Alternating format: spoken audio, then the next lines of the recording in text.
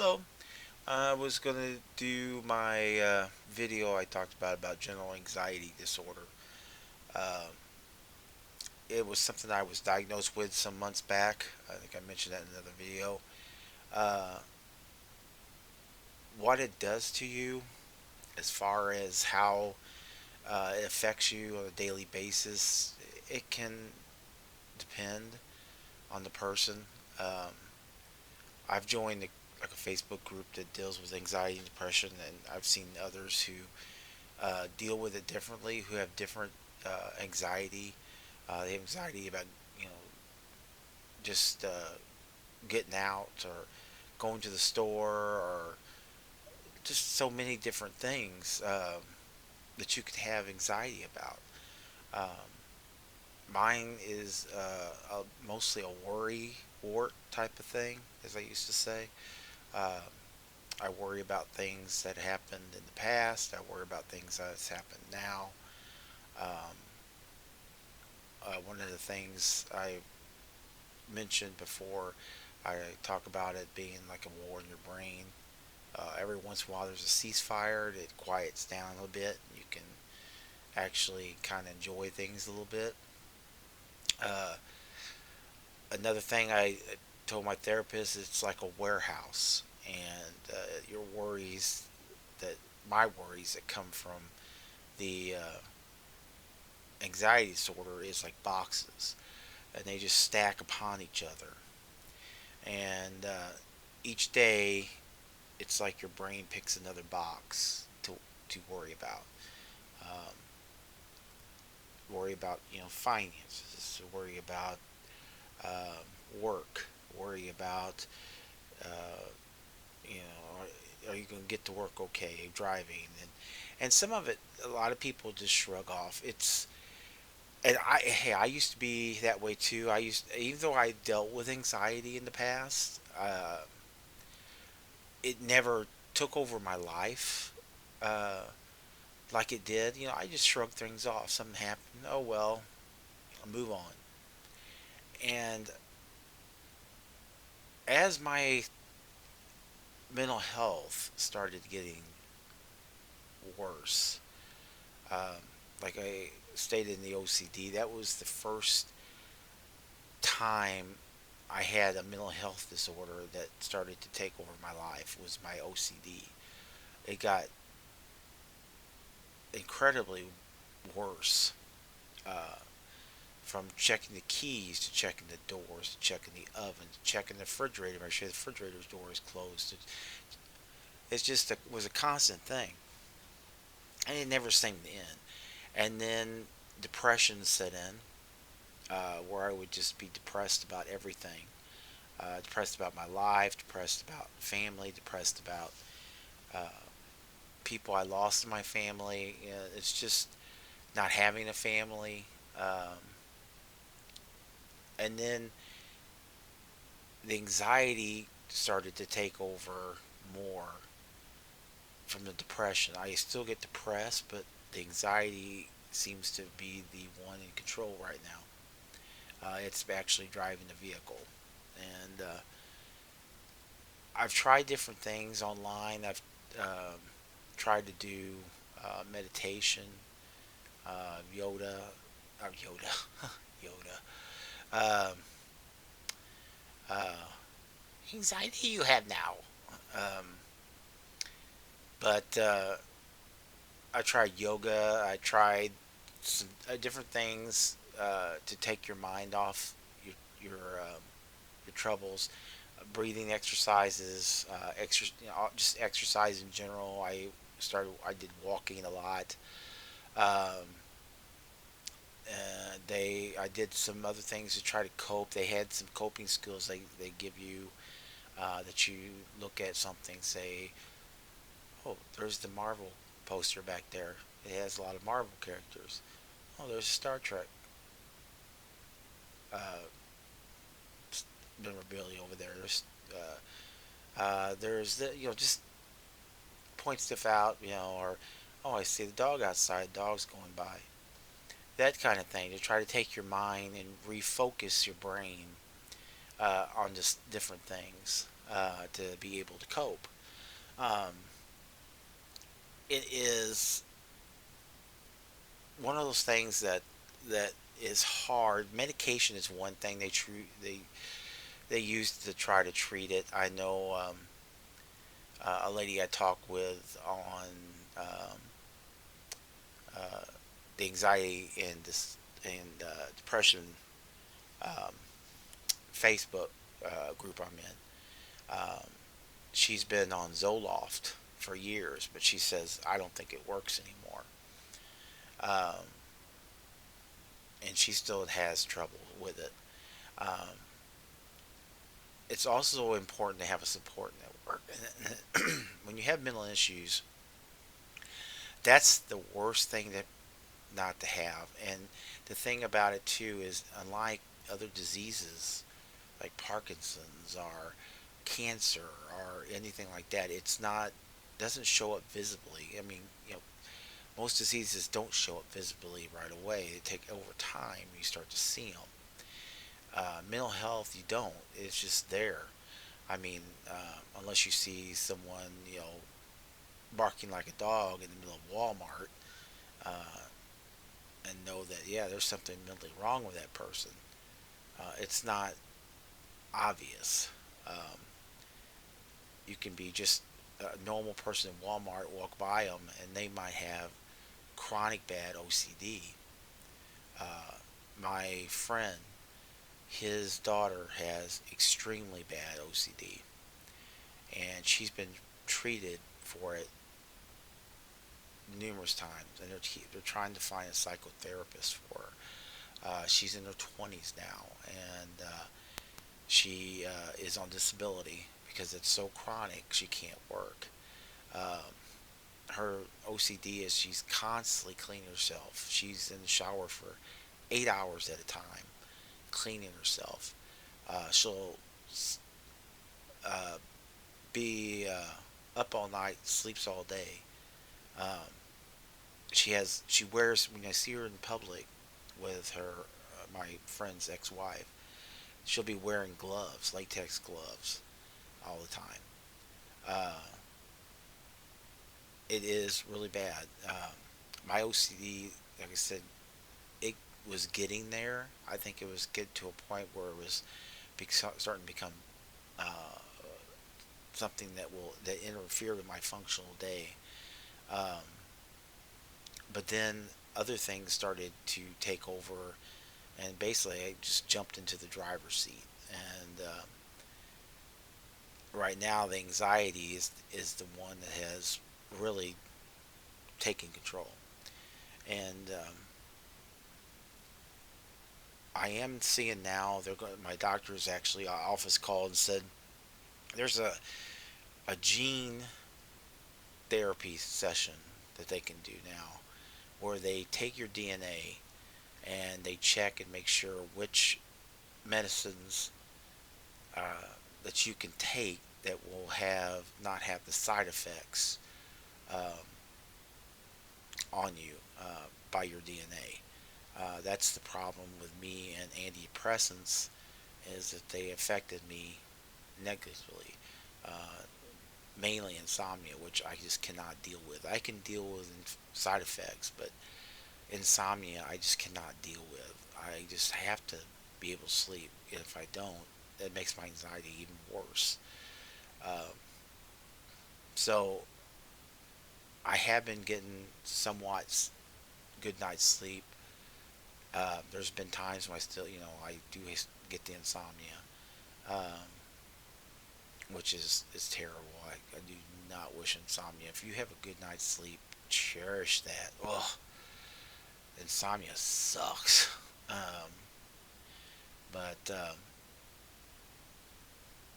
other coping mechanisms that I've tried, and someone said, just watch a funny movie, listen to music to help you calm your nerves, get like, anything that can divert your brain.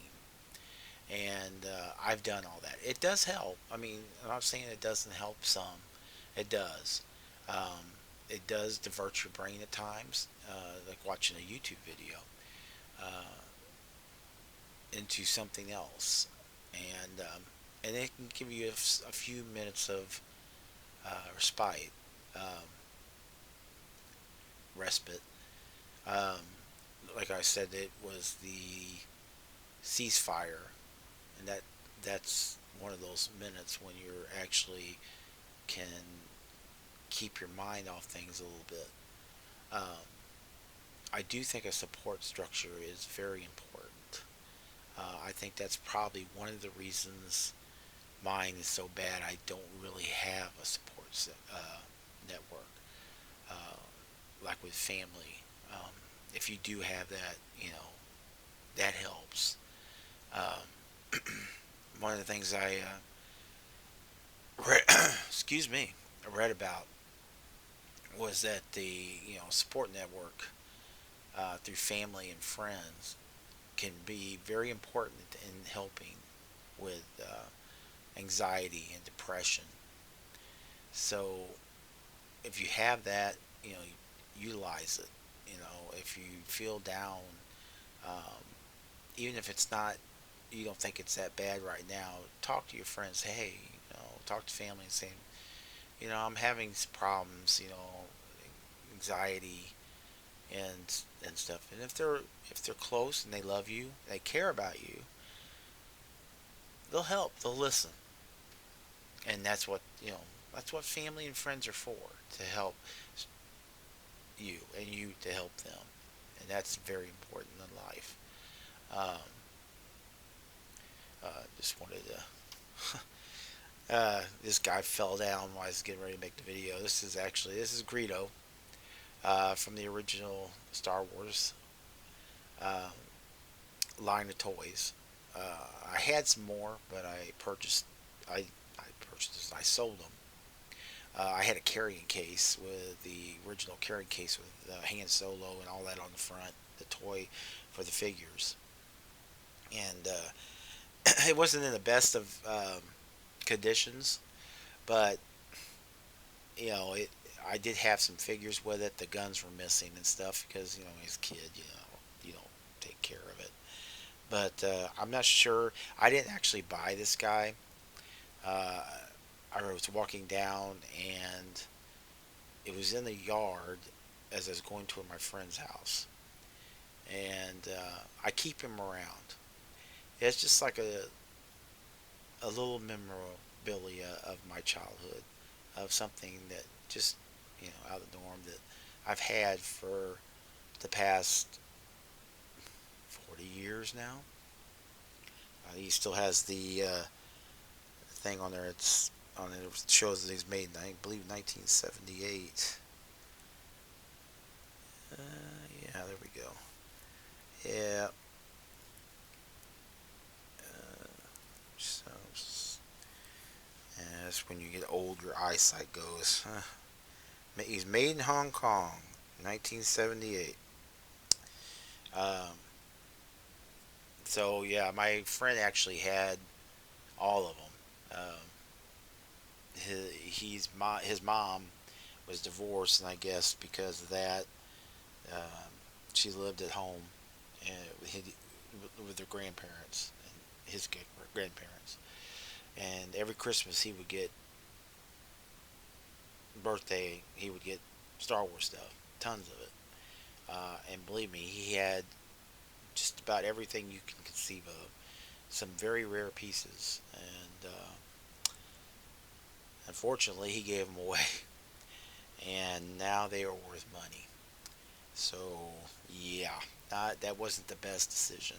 So yeah, everybody doesn't make great decisions, I know. So that was a bad decision, and it could have netted him quite a bit of money.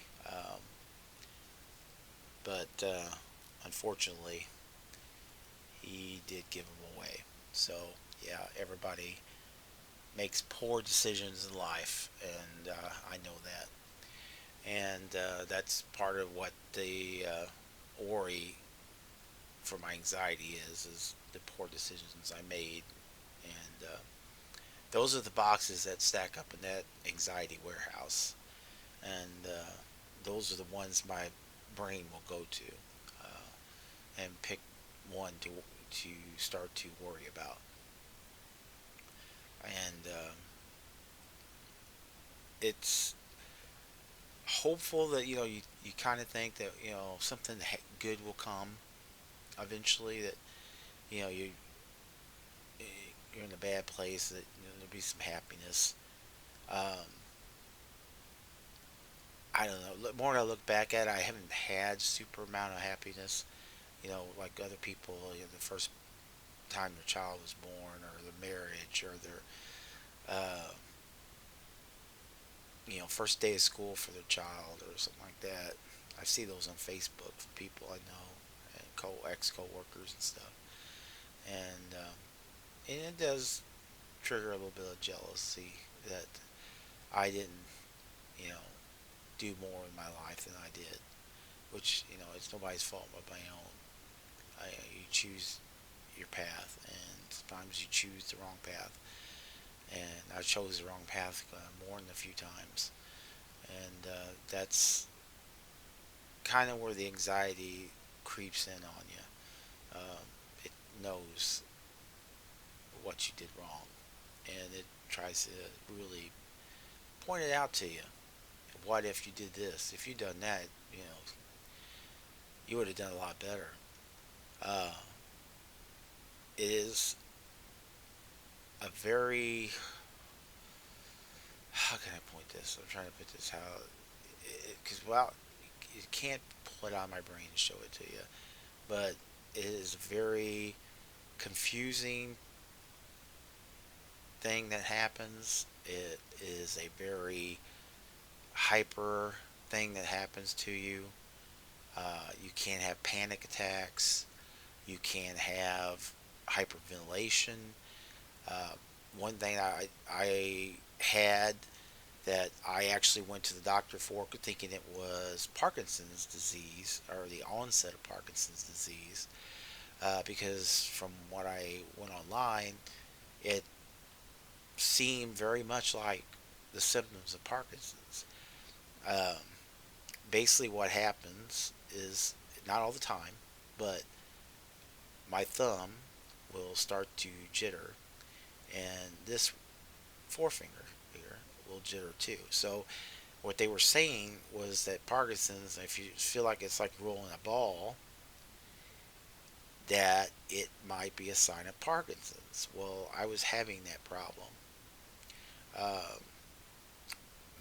mainly with my thumb, and then my forefinger would start to shake. Um, and one time at night, it got so bad I could barely go to sleep because it was shaking like an earthquake was going on in my finger. And that was one of the things I went to the doctor about, saying is there something wrong? Um, do I have Parkinson's? I mean, this keeps going on with my fingers. And she told me after running some tests that no, not Parkinson's, it's just part of your stress, your anxiety. And it will cause you to have your fingers and other body parts to move involuntarily. I noticed too that lately from the uh, rest, when I lay down or something like that, my body will just jolt, just do a shake like that. Um,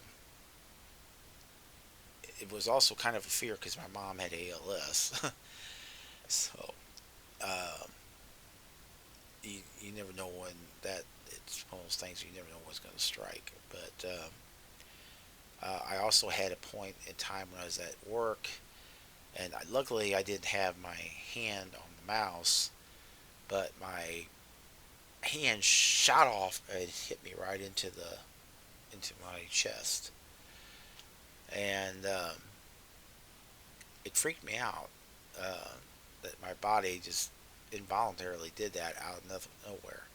Um, so also some muscle spasms will creep up. Um, so